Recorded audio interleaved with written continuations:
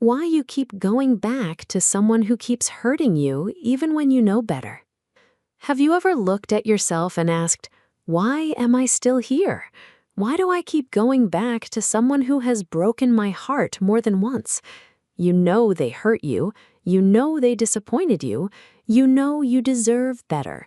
Yet somehow, when they text, call, apologize, or suddenly become sweet again, you find yourself opening the door one more time. And then you get hurt again. If you've ever felt embarrassed by your own inability to let go, this video is for you. Because the truth is, intelligent, mature, strong women go back too.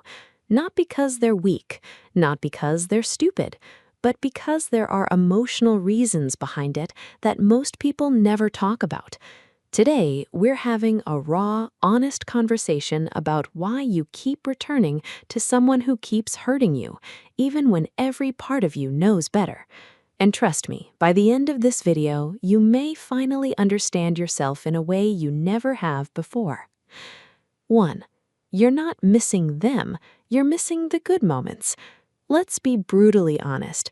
You don't miss the anxiety. You don't miss the crying. You don't miss the confusion or the sleepless nights. You miss the moments when they held your hand. You miss the late-night conversations. You miss the way they looked at you when things were good. You miss the laughs, the intimacy, the attention, the feeling of being wanted. And that's the trap. Your mind creates a highlight reel and plays only the beautiful memories while conveniently skipping the painful parts. You start remembering who they were for 10% of the relationship and forgetting who they were for the other 90%. You begin missing their potential, not their reality. And because those good moments felt so good, you convince yourself that maybe the relationship wasn't really that bad. Deep down, however, you know the truth. Those beautiful moments existed, but so did the disrespect, so did the neglect, so did the repeated hurt. And because you're holding on to those beautiful memories, something dangerous begins to happen. You start hoping those moments can come back permanently, which brings us to the next reason. 2. You keep hoping they will change. This is one of the hardest traps to escape. You keep saying, maybe this time will be different. Maybe they've finally realized my worth. Maybe they've changed. You don't fall in love with who they are. You fall in love with who they could become. You become emotionally attached to their potential. You wait for the loving version of them, the kind version, the attentive version, the person you occasionally saw in brief moments. So you stay, you forgive.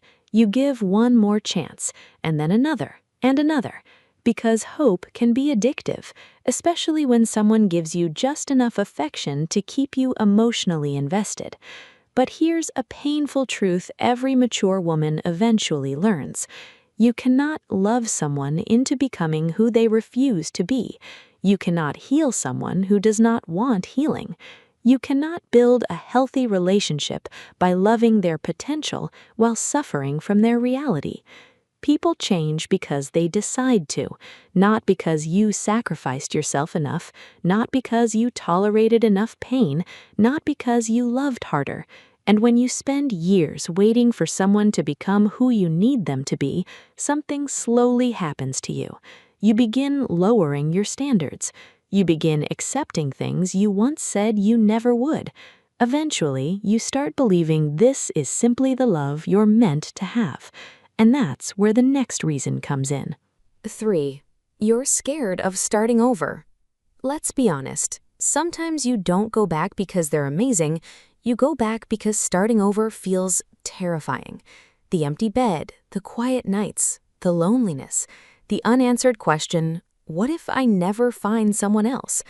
The thought of rebuilding your life from scratch can feel overwhelming, so you choose the familiar pain over the unfamiliar future, because at least you know what to expect, even if it hurts, even if it drains you, even if it steals your peace. Familiar pain can feel safer than uncertain freedom.